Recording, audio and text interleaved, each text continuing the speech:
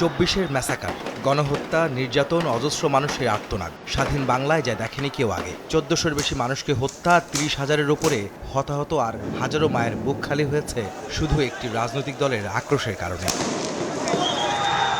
দল হিসেবে সেই আওয়ামী লীগের বিচার ও তাদের নিষিদ্ধের প্রশ্নে বারবার দাবি উঠেছে।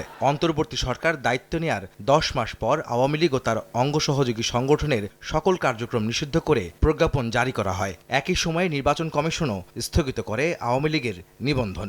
সন্ত্রাস বিরোধী আইন এরই ধারাবাহিকতায় বিএনপি সরকারের প্রথম অধিবেশনে সন্ত্রাস বিরোধী অধ্যাদেশ সংশোধনী আকারে সন্ত্রাস বিরোধী বিল 2026 জাতীয় সংসদে পাশ হয়।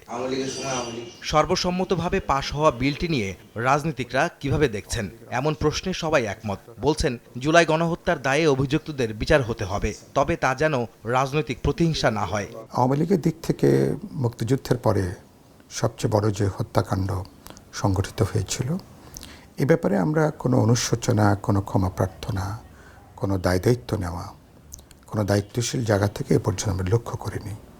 সেদিক থেকে আওয়ামী লীগের এই অপরাধের বা তৎকালীন সরকারের অপরাধের তো বিচারের প্রশ্ন আছে, এবং এই বিচারটা কোনো প্রতিশোধের বিষয় না। অন্যায় হয়েছে, অপরাধ হয়েছে, গণহত্যা এক ধরনের গণহত্যা হয়েছে, তার বিচার হওয়া দরকার। ন্যায় বিচারের ভিত্তিতে করতে হলে দ্য ক্রিমিনালস ইনভলভড ব্যক্তিগতভাবে তাদের ক্রাইমের পানিশমেন্ট হওয়া উচিত।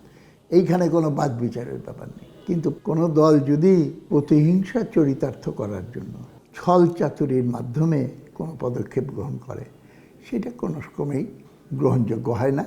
আওয়ামী লীগের কার্যক্রম নিষিদ্ধের প্রশ্নে সরকার যে বিল পাশ করেছে তা স্বপ্রণোদিত হয়ে নয়, বরং অন্তর্বর্তী সরকারের অধ্যাদেশ সংসদে সর্বসম্মতিতে পাশ হয়েছে। তা না হলে সরকার সমালোচনার মুখে পড়তে বলেও মত দেন রাজনীতিকরা। আওয়ামী লীগের প্রশ্নে বিএনপি নিজেরা স্বতঃপ্রণোদিত হয়ে নতুন কোনো প্রস্তাব হাজির করেনি। যে অধ্যাদেশ ছিল, বিএনপি সেটাকে তারা পার্লামেন্টে একটা আইনি তারা একটা কাঠামো দিয়েছে, এবং এটা না হলে বিএনপিকে এখনই বড় ধরনের প্রশ্নবিদ্ধ হতে হতো। সরকার কি করবে, পার্লামেন্ট থেকে কি করবে, আমার ধারণা জনগণ আওয়ামী লীগকে তার সামগ্রিক কার্যকলাপের ভিত্তিতে পরিচালনা করবে। জনগণের উপরে বিশ্বাস রাখতে হবে, এবং জনগণ আলটিমেটলি হিস্টোরিক্যালি ডিসাইড করবে কোন দল থাকবে, কোন দল থাকবে না। জুলাই আন্দোলনে হত্যা, নির্যাতন সহ নানা অপরাধের দায়ে এখনও আওয়ামী লীগ দল হিসেবে কিংবা তাদের কোনো নেতা অনুশোচনা ও ক্ষমা না চাওয়ায় বিরূপ প্রতিক্রিয়া আছে রাজনৈতিক নেতাদের মধ্যে। তারা মনে করেন, রাজনীতিতে ফিরতে হলে আওয়ামী লীগকে তাদের নিজেদের দায়িত্ব বা অবস্থান জনগণকে জানাতে হবে। অনুশোচনা বলি, ক্ষমা প্রার্থনা বলি, দায়িত্ব নেওয়া বলি, তারা কীভাবে দায় নিচ্ছেন এত বড় হত্যাকাণ্ডের, এই এক ধরনের গণহত্যার, সে ব্যাপারে তারা এ ধরনের কথাবার্তা ছাড়াই হঠাৎ করে তারা আবার কাজকর্ম শুরু করবেন, বাংলাদেশে এরকম কোনো বাস্তবতা নাই। সে ব্যাপারে আওয়ামী লীগকে প্রধানত তার প্রস্তাবনাটা তারা কি বলতে চান, দেশবাসীর কাছে তারা কি ডেলিভার করতে চান, সে কথা আওয়ামী লীগকে স্পষ্ট করে তাদেরকে বলা দরকার। আপনার কিভাবে বলেন যে তারা বলবে না যে আমরা দুঃখিত, কিংবা কিভাবে বলেন যে তারা বলবে যে আমরা দুঃখিত?